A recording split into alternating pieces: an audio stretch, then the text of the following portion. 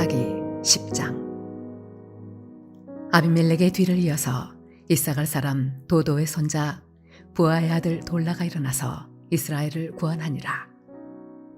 그가 에브라임 산지 사밀에 거주하면서 이스라엘의 사사가 된 지 23년 만에 죽음에 사밀에 장사되었더라. 그 후에 길르앗 사람 야일이 일어나서 22년 동안 이스라엘의 사사가 되니라. 그에게 아들 30명이 있어 어린 나귀 30을 탔고 성읍 30을 가졌는데 그 성읍들은 길르앗 땅에 있고 오늘까지 하봇 야일이라 부르더라. 야일이 죽음에 가몬에 장사되었더라. 이스라엘 자손이 다시 여호와의 목전에 악을 행하여 바알들과 아스타롯과 아람의 신들과 시돈의 신들과 모압의 신들과 암몬 자손의 신들과 블레셋 사람들의 신들을 섬기고 여호와를 버리고 그를 섬기지 아니하므로 여호와께서 이스라엘에게 진노하사 블레셋 사람들의 손과 암몬 자손의 손에 그들을 파심해 그 해에 그들이 요단강 저쪽 길르앗에 있는 아모리 족속의 땅에 있는 모든 이스라엘 자손을 쳤으며 18해 동안 억압하였더라. 암몬 자손이 또 요단을 건너서 유다와 베냐민과 에브라임 족속과 싸움으로 이스라엘의 곤고가 심하였더라. 이스라엘 자손이 여호와께 부르짖어 이르되 우리가 우리 하나님을 버리고 바알들을 섬김으로 주께 범죄하였나이다 하니 여호와께서 이스라엘 자손에게 이르시되 내가 애굽 사람과 아모리 사람과 암몬 자손과 블레셋 사람에게서 너희를 구원하지 아니하였느냐. 또 시돈 사람과 아말렉 사람과 마온 사람이 너희를 압제할 때에 너희가 내게 부르짖음으로 내가 너희를 그들의 손에서 구원하였거늘 너희가 나를 버리고 다른 신들을 섬기니 그러므로 내가 다시는 너희를 구원하지 아니하리라. 가서 너희가 택한 신들에게 부르짖어 너희의 환난 때에 그들이 너희를 구원하게 하라 하신지라. 이스라엘 자손이 여호와께 여쭈되 우리가 범죄하였사오니 주께서 보시기에 좋은 대로 우리에게 행하시려니와 오직 주께 구하옵나니 오늘 우리를 건져내옵소서 하고 자기 가운데에서 이방 신들을 제하여 버리고 여호와를 섬기매 여호와께서 이스라엘의 곤고로 말미암아 마음에 근심하시니라. 그때에 암몬 자손이 모여서 길르앗에 지인을 쳤으므로 이스라엘 자손도 모여서 미스바에 지인을 치고 길르앗 백성과 방백들이 서로 이르되 누가 먼저 나가서 암몬 자손과 싸움을 시작하랴. 그가 길르앗 모든 주민의 머리가 되리라 하니라.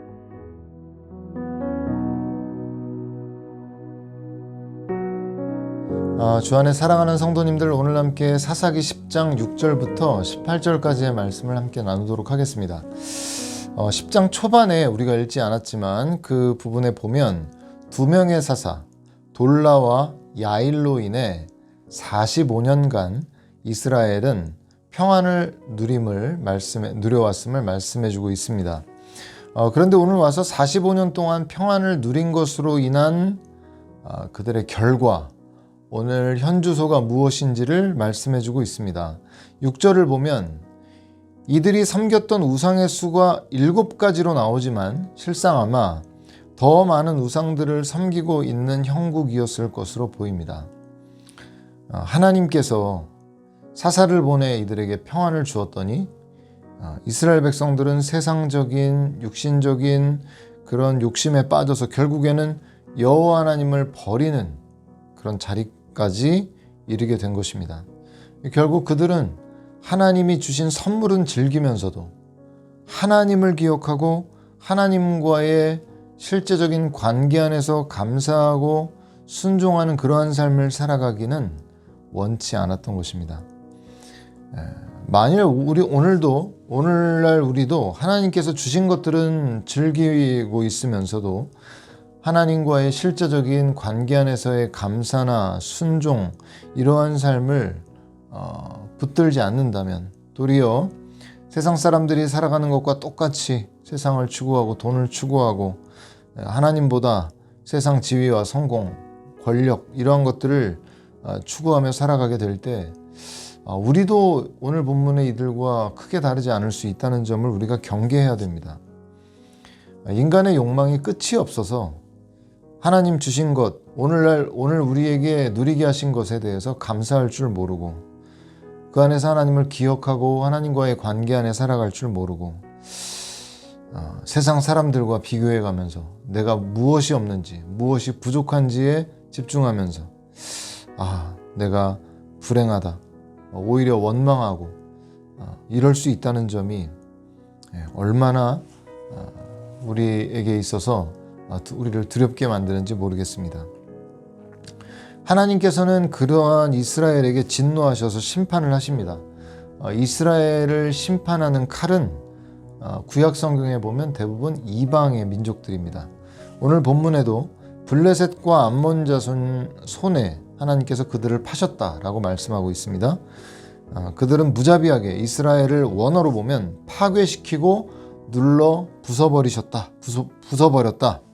그리고 그들과 싸우고 억압하였기에 그들의 곤고가 컸다라고 말씀하고 있습니다. 경험적으로도 하나님과의 관계가 문제가 생기면 삶의 상황 속에서 고통을 겪는 경우를 만나게 되는 것을 경험하게 됩니다. 그렇게 큰 문제가 될 것도 아닌데 분쟁이 생기고 사람들과의 관계에서 갈등 상황이 벌어지고 물질의 어려움이 생기기도 하고 다양한 삶의 문제들이 올 때가 있는 것입니다. 물론 모든 문제가 다 그렇다는 것은 아니지만 하나님께서는 고난의 상황을 통해서 우리 자신을 돌아보게 하신다는 것입니다.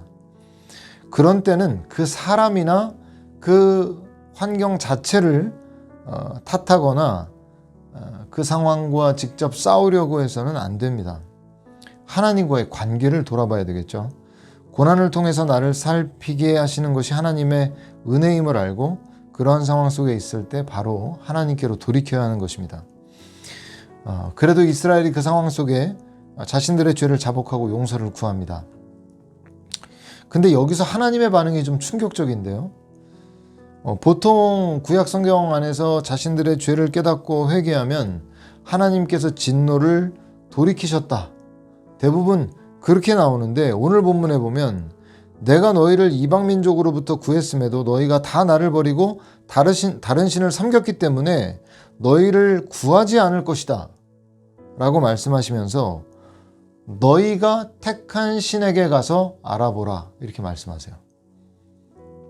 충격적이죠, 그죠? 아니 하나님께서 이렇게 죄를 자백하는데 용서해 주실 것 같은데 구해 줄 수 없다. 너희가 택한 신에게 가서 알아봐라. 아마 이 하나님의 말씀에 대해서 가장 충격을 받은 것은 이 본문 안에 있었던 이스라엘 백성들 아니겠습니까?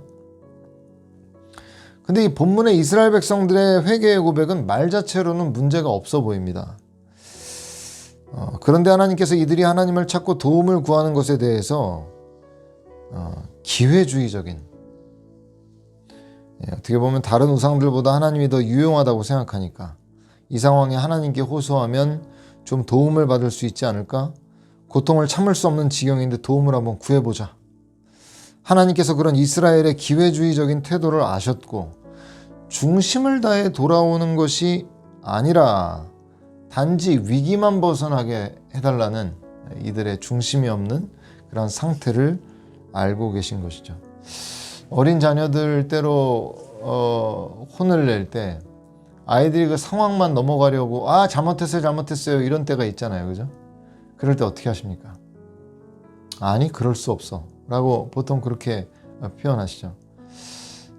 중심을 다한 돌이킴이 아니면 부모도 자녀들의 그 말에 대해서 넘어가지 않는 것입니다. 이스라엘 백성들의 여기 말 자체는 잘못이 없거든요. 아마도 이들은 중심을 담지 않은 아마 그런 말들을 했을 것으로 예상이 됩니다. 하나님을 떠나 다른 신을 향해 영적 간음을 하고 이제 돈도 떨어지고 힘들어지니까 마음에도 없는 도와주세요 라고 말하니 하나님께서는 다른 데 가서 알아봐라.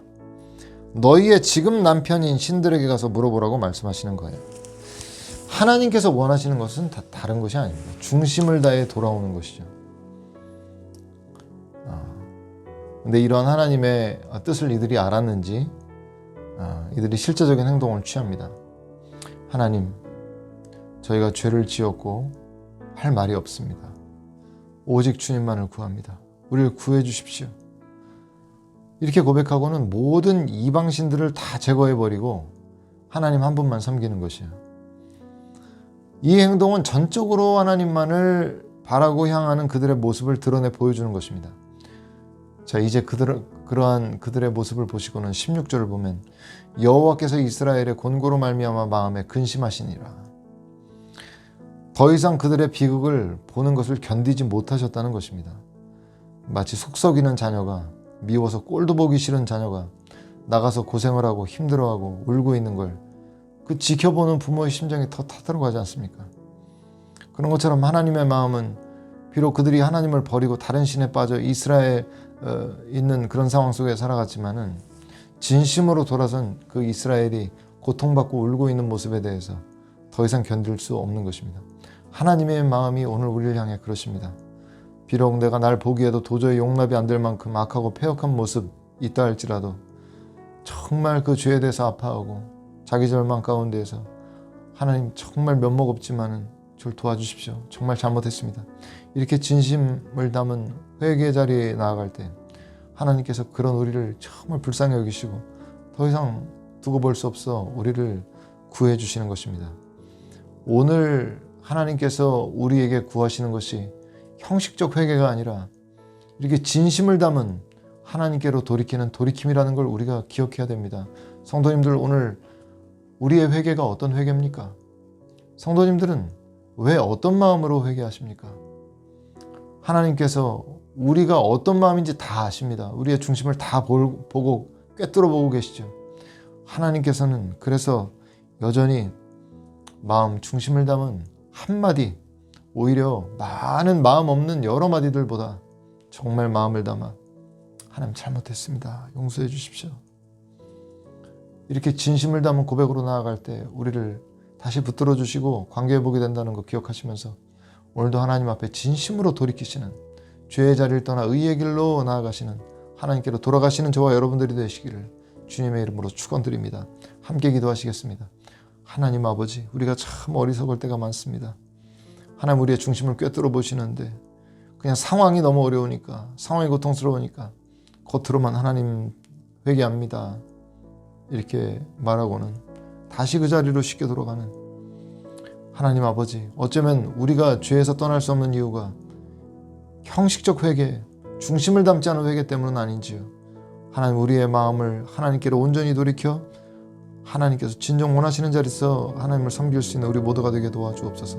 감사드리며 살아계신 예수님의 이름으로 기도드렸습니다. 아멘.